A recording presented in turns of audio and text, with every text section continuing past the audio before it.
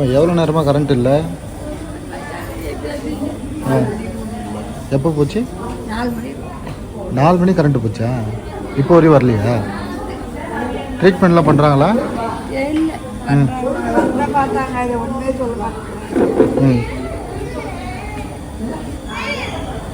நீங்கள் எப்போ வந்து சேர்த்தீங்க?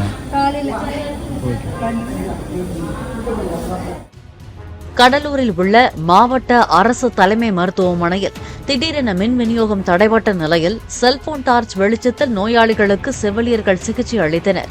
மின்சாரம் இல்லாததால் தீவிர மற்றும் அதிதீவிர சிகிச்சை பிரிவில் உள்ள நோயாளிகளுக்கு சிகிச்சை அளிப்பதில் மருத்துவர்கள் கடும் சிரமத்தை சந்தித்தனர்.